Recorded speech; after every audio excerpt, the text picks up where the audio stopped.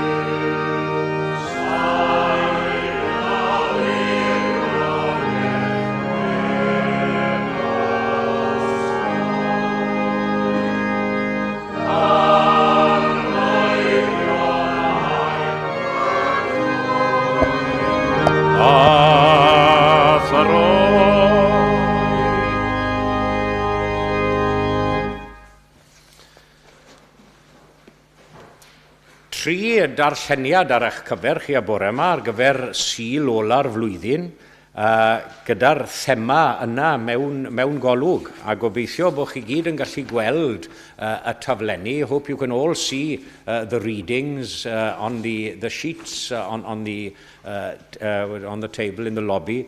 3 readings. And all to do, as I say, with this theme of the last Sunday of the year, in looking back and looking forward. Felly, y darlleniad cyntaf o lyfr Galarnad, from Lamentations, chapter 3. Nid oes terfyn ar gariad yr arglwydd, ac yn sicr ni ffalla ei dosturiaethau. a maent yn newydd bob bore, a mawr dy ffyddlondeb. Dywedais, yr arglwydd yw fy rhan am hynny disgwyliaf wrtho. Da yw'r arglwydd i'r rhai sy'n gobeithio ynddo, i'r rhai sy'n ei geisio. A mae'n dda disgwyl yn dawel am iachawdwriaeth yr arglwydd. Ac yna o lythyr Paul at y Philippiaid. Nid fy mod eisoes wedi cael hyn, neu fy mod eisoes yn berffaith, ond yr wyf yn prysuro ymlaen mwyn meddiannu'r peth hwnnw ac cefais unnau i fwyn fe meddiannu gan Grist Iesu. Gyfeillion, nid wyf yn ystyried fy mod wedi ei feddiannu, ond un peth, gan anghofio'r hyn sydd o'r tu cefn, ac ymestyn yn dair at yr hyn sydd o'r tu blaen, a rwyf yn cyflymu at y nod, i ennill y wobr y mae Duw yn fy ngalw i fyny ati yng Nghrist Iesu. Pob un ohonom felly sydd ymhlith o'r rhai eiddfed, dyma sut y dylai feddwl.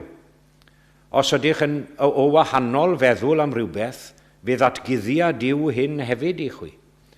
Ond gadewch i ni ymddwyn yn unol ar safon yr ydym wedi ei chyrraedd. Ac yna at broffwydoliaeth Eseia. Peidiwch a meddwl am y pethau gynt. Peidiwch ag aros gyda'r hen hanes. Edrychwch, rwyf yn gwneud peth newydd, a mae'n tarddu yn awr, ond ni allwch ei adnabod. Yn wir, rwy'n gwneud ffordd yn yr anialwch, ac afonydd yn y diffeithwch. Bydd anifeiliaid gwylltion yn fy mawrygu, a bleiddiaid ar estrys, am i mi roi dŵr yn yr anialwch ac anfonydd yn y diffeithwch, mwyn roi dŵr i'n pobl fetholedig, sef y bobl y luniais i mi fy hun, iddynt fy negu fy nghlod. Ychwaneged yw i fendith at y darlleniadau yna o'i air, a'i deall nhw hefyd i'n dealltwriaeth ni. Ac fe, un o'n i gan ei ymhellach, yr ail emyn, sef 439, 439. 439. Peraidd ganodd ser y bore ar enedigaeth brenin nef, doethion a bugeiliaid hwythau deithiant i'w addoli ef, gwerthfawr drysor yn y preseb, Iesu a gaid, 439.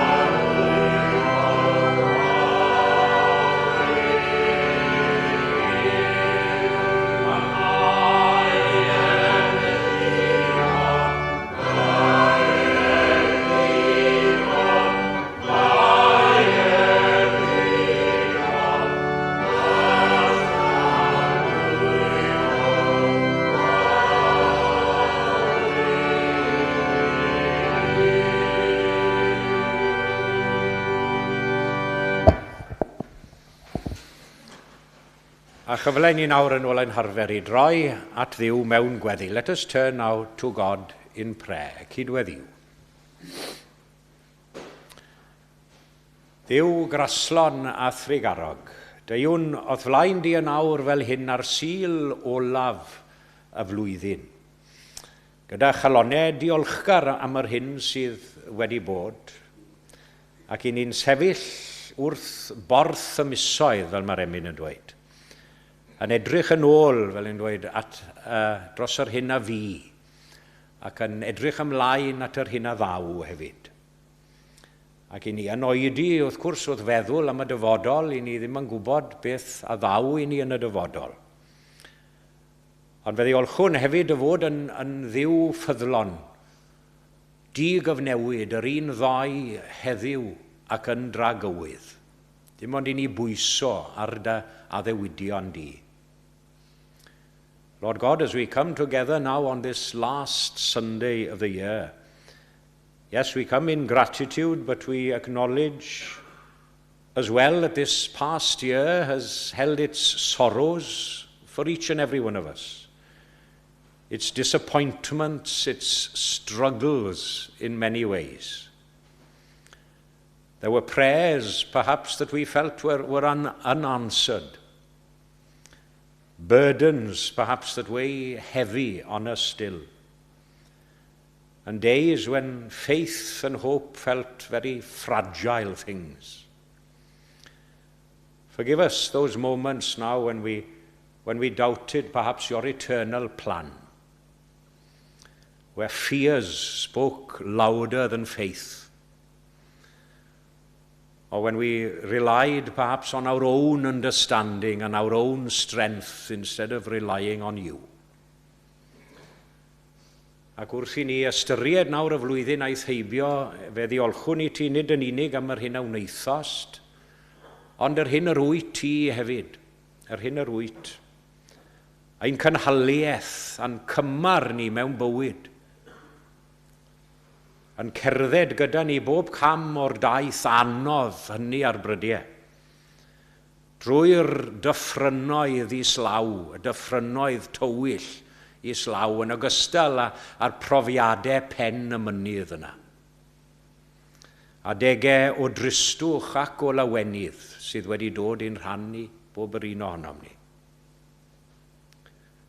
And now, God of hope, as we turn our hearts and our sights toward the new year ahead. We don't know what it will bring, but we know who holds the year in their eternal grip.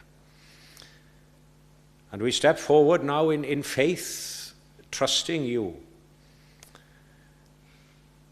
your promises, and submitting to your will and your purpose.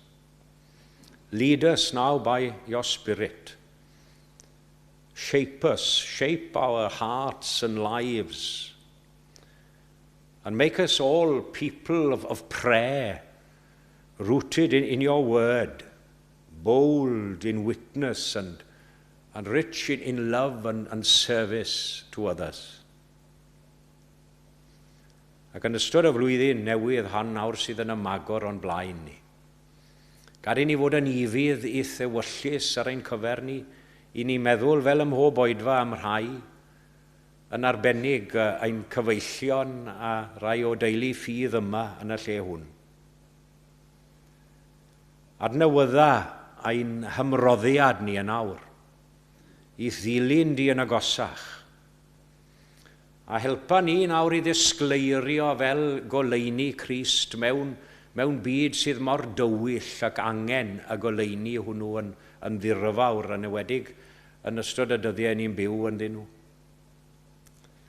So we place ourselves now into your eternal hands, along with the past year and the new year, trusting in you. And may our lives declare to others that God is good and his faithfulness reaches to all generations. Ac I ni'n cyflwyno y gweddiau cyhoeddus fel hyn ynghyd â deisyfiadau cudd ein calonau ni, gan ofyn a gweddio ar ei ti rhagori ar ein deisyfiadau. A mae'n bod yn cyflwyno'r cyfanoll yn enw ac yn heiddiant ein harglwydd a'n gwaredwr, Iesu Grist. Amen.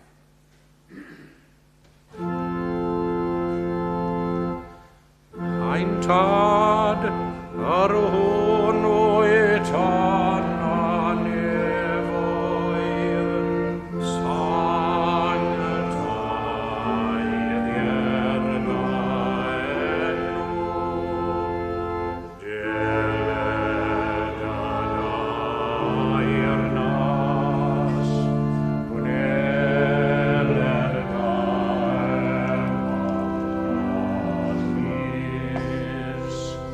megis ananel, felly araddau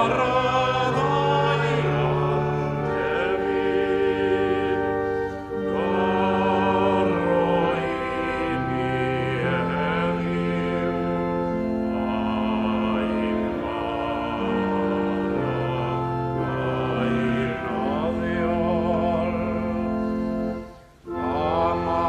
ni heddiw, a'i'n noddiol. Amadaini a'i'n goledion, fel y myddaiwn ni yn a'i'n galedwyr,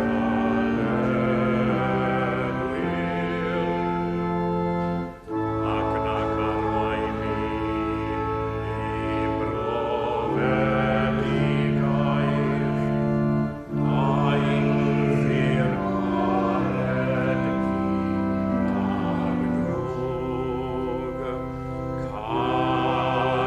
canis a'i rodi, i'w adair nas ar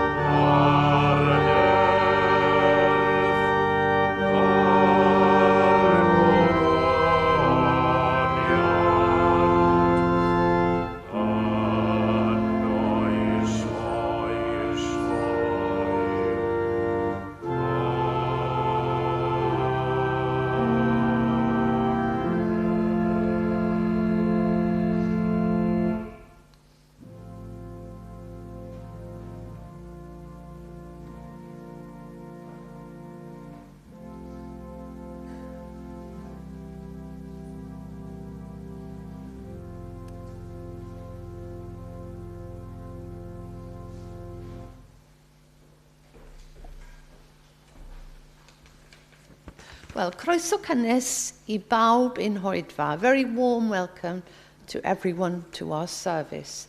A diolchwn i'n gweinidog am ei arweiniad y bore yma ac I Mike am ei gyfeiliant ar yr organ. Ni fydd Hoedfa hwyrol heno. There'll be no evening service. Di Sul nesaf bydd Hoedfa gymyn am 11 gyda Rob wrth y lliw ac Hoedfa hwyrol am 6 gyda chyfarfod o glwb cyrru'r capel I ddilyn. A mewn pythefnos ar Ionawr o'r 11 bydd Oedfa'r Plygain yn y borough am 4 o gloch. So that's on January the 11th at 4 o'clock, the joint Welsh Chapels service, candlelit Plygain service at Capel y Borough. I'm sure you'd all like to know that our carol singing last Sunday raised over £670 for St Mango's. And we're grateful to Rob for organising with members of the Salvation Army band, to Will for preparing our carol booklets, and to Marion for liaising with St Mango's. Llawer o ddiolch I chi gyd am ddod I ganu ac am gefnogi'r elusen.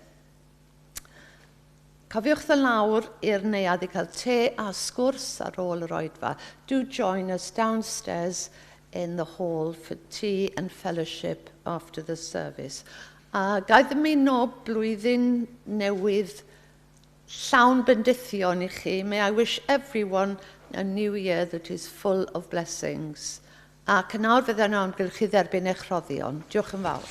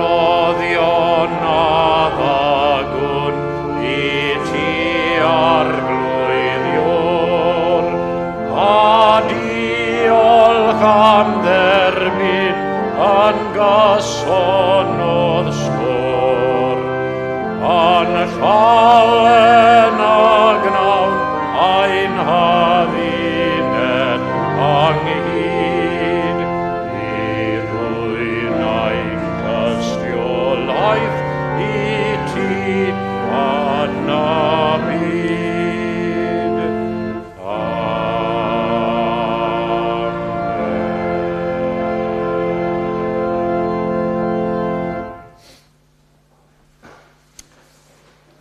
Ac fe unwn ni eto i ganu ar emyn nesaf, sef 79, Mawr ddyled arnom sydd i foli o'r yn ef, wrth weld o ddydd i ddydd mor dirion ydyw ef.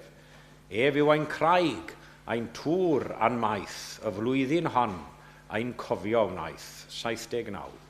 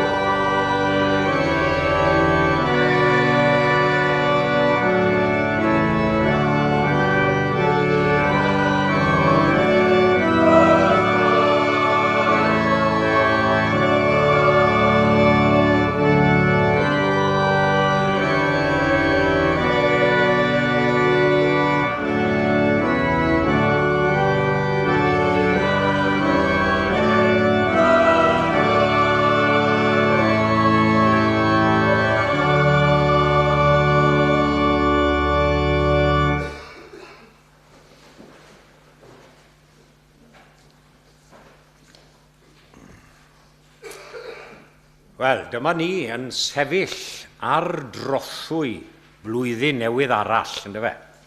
Diwedd un cyfnod a dechrau cyfnod newydd.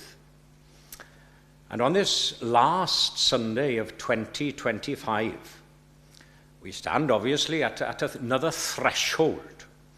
Behind us, the year that has been, what was that program? This is the week that was. Well, this is the year that was.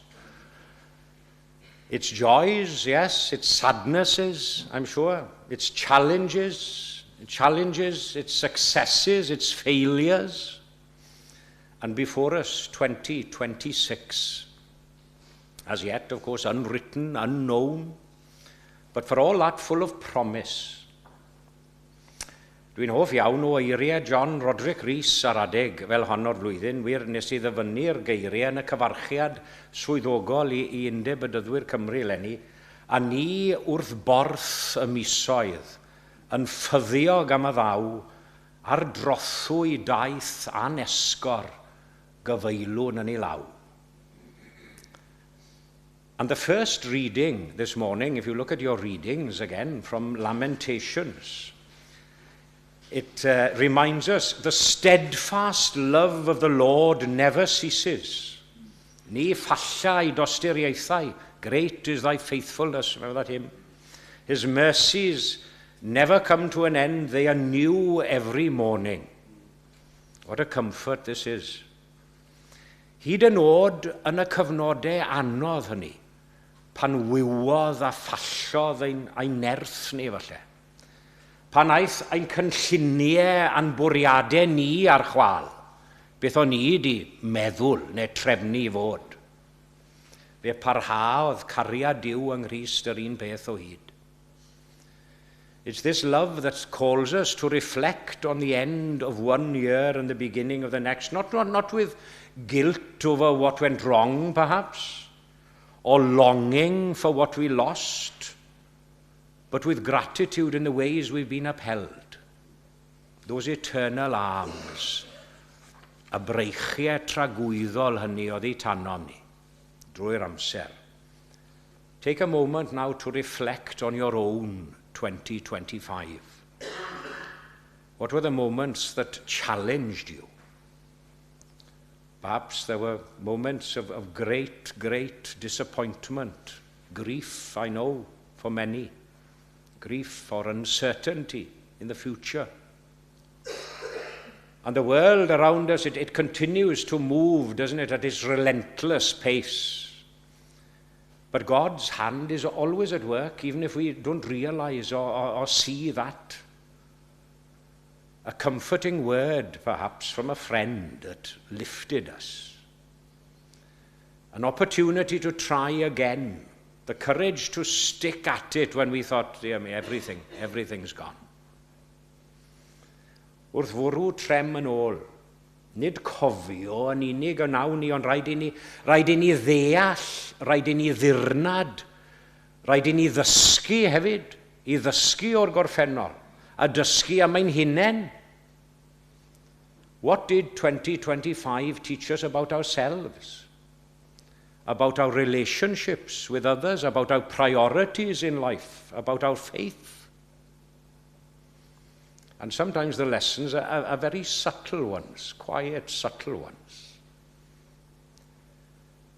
Ac wrth fwrw golwg dros ein blwyddyn personol ni, i ni'n cael ein hannog i gofio am ddyfal barhad hefyd. Mae'n anodd ar brydiau, ynddo i ddyfal barhau. Because following on from that reading from Lamentations, we heard the words of Paul to the church at Philippi in our second reading, and his encouragement to the early church there, the early Christians. If you look again at the verses 13 and 14, yma nhw yn Gymraeg, gyfeillion, nid wyf yn ystyried fy mod wedi ei feddiannu, ond un peth, gan anghofio'r hyn sydd o'r tu cefn, ac ymestyn yn dair at yr hyn sydd o'r tu blaen. A rwyf yn cyflymu at y nod i ennill y wobr mae Duw yn fy ngalw i fyny ati yng Nghrist Iesu. Because, here in these words, Paul isn't denying the past. He's not trying to erase or to forget about the experiences that shaped him. Instead, he's inviting us all to learn from them. Learn from your experiences, from bitter experiences sometimes, and carry forward the strength that they've given you. Beth yw'r ddywediad na'n Saesneg, if it doesn't break you, it builds you. So let's not gloss over the hardships of 2025. Each one of them has played a role in shaping us, in shaping the people that we are, as we stand now or sit now on the brink of another new year. Ac wrth gofio am yr hyn a fi, ni'n parchu'r gorffennol ac yn paratoi, wrth gwrs, paratoi ein calonnau am yr hyn sydd I ddod. The past year, it shouldn't be, or shouldn't become a weight or a burden to drag behind us, but rather a foundation, although difficult, yes, a difficult and hard foundation to build on, but something we can build on in faith and hope for the future. Sy'n farwen ni at yr ail ran o'r bregaeth honna, bydd rai o'noch chi yn falch I glywed dim ond 2 ben sydd â fi y bore yma. Only 2 headings this morning. We looked at the past. What about looking forward now in hope and faith? The promise of 2026, although it might seem dark. Dyma rodd arbennig I ni addalen lan, fel mae John Roderick Rees yn sôn mewn pennill arall o'r emyn a nes I ddyfynu yn gynharach. 2026 is a gift of time to begin with, however much we have. A clean page, a story yet to be written. And the questions facing us this morning aren't so much about what has already happened, although that obviously it has a bearing. It has a bearing on our outlook and condition, doesn't it, in life? Of course it does. But more importantly, they're about what can happen when we step forward in faith and hope to a new year. A dyma ni wedi cyrraedd geiriau'r proffwyd Eseia yn y trydydd darlleniad y bore yma. The prophet Isaiah, in his third reading this morning, speaks a word of reassurance to us. Do not remember the former things. Peidiwch a meddwl am y pethau gynt. Peidiwch ac aros gyda'r hen hanes. Edrychwch, rwyf yn gwneud peth newydd. A mae'n tarddu yn awr, oni allwch ei adnabod, can't you realise it? This is a call to encourage us all, no matter what has happened. And a call to action as well. It's a reminder that while we can't change the past, obviously you can't change the past, but we can embrace the new work that God is already doing in and through us. Achos mae Dyw, fel yn gweud, mae Dyw ar waith o hyd, cofiwch. Dyw ar waith o hyd. Efallai bod ni ddim yn gweld neu sylweddoli, fel yn dweud yn aml, am y gwaith hwnnw, ond mae ar waith. Mae'n cynnig cyfleoedd newydd I ni. Mae'n cynnig dechreuadau newydd I ni. Ffyrdd newydd I garu, ffyrdd newydd I wasanaethu, ffyrdd newydd I dyfu mewn ffydd. Faith isn't a passive waiting, or it shouldn't be at least. It's an active engagement with the possibilities which are before us. And as we step now into 2026, faith invites us to imagine what might be if we trust in God more fully. Mae ffydd yn ein herio ni, wrth gwrs, I wynebu'r dyfodol. Wynebu bywyd gyda hyder a dewrder mor anodd mae hynny'n gallu bod ar brydiau. I gymryd y camau anodd, ansicr yna, mewn ffydd. To extend grace and kindness, even when it's not so easy to do. As I mentioned last week, perhaps with the people that we find it difficult to get on with at times. It calls us to look beyond the immediate circumstances, the here and now, as I say often. And to trust that God's purposes are unfolding even when we cannot discern or appreciate them fully. Ac yna, wrth gwrs, mae gobaith wedi blethu gyda ffydd. Dyna'r gyriant sy'n ein gyrru ni mlaen bob amser. Because hope, Christian hope, isn't just wishful thinking. It's confident expectation rooted in God's promises for us, in this world and in the next. Hope whispers to us in those quiet moments, reminding us that even the smallest efforts in this life, as I mentioned again last week, the smallest little acts of kindness, gestures of compassion, words of encouragement, Those are the things which can ripple outward. They talk about the butterfly effect, ynddo fe? Yn gallu ymestyn tu allan I bobl eraill. You can't see it, the effect often, but it's the ripple effect. A mae yna wedd gymunedol a chynulleidfaol wrth edrych ymlaen mewn ffydd hefyd. Just as we now reflect individually, we do so together as a church community as well. A church community and family. And so too we move forward together.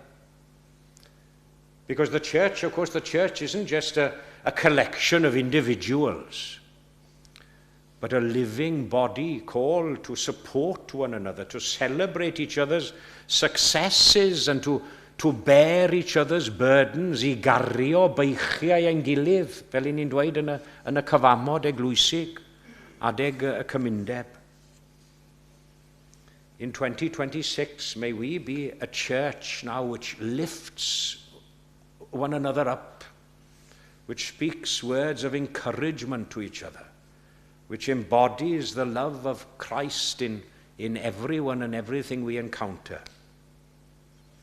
Achos ystyriwch am eiliad natur symbolaidd dechrau blwyddyn newydd. Midnight on December the 31st. Now, there's nothing magical in that in itself, midnight, December the 31st, but it's a powerful symbol of transition, isn't it? Transition, a reminder that time moves forward and with it comes opportunity to begin again. But what we do with that opportunity, that's what matters really, what we do with it. Will we enter 2026 now with fear or with courage? With doubt or in faith? With resignation or with hope? Because the choice, guided by God's Spirit, is yours to make. That's the thing.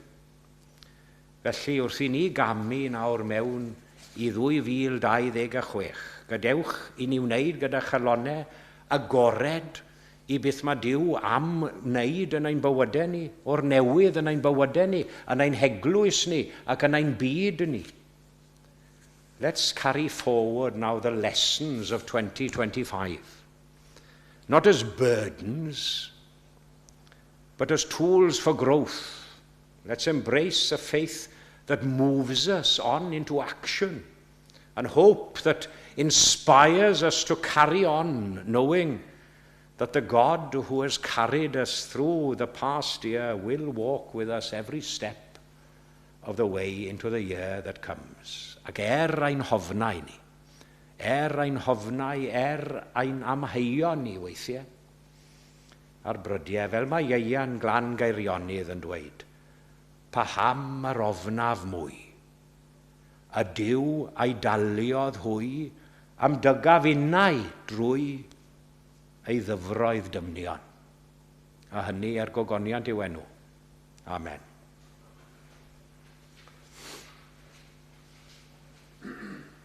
Ac fe ganwn ni, gyda'n gilydd I ddiweddu.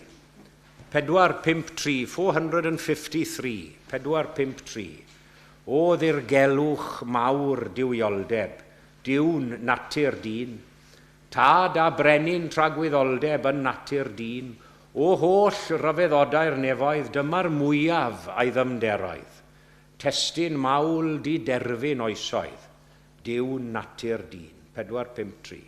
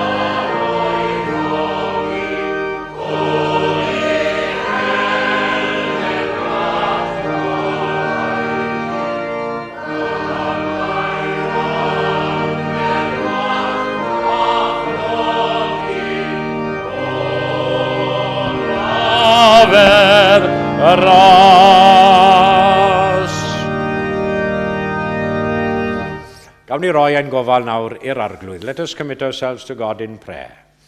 Daeth mwyn ein cyfoethogi, o uchelder gwlad goleini, yma I ddymder gwarth a thlodi, o ryfedd ras. Ac yn awr bydded I ras ein harglwydd ni Iesu Grist, a chariad Duw a chymdeithas yr ysbryd glân I aros gyda ni ac I weithio ynom ni a thrwom ni, o'r awr hon hyd yn oes oesoedd. Amen.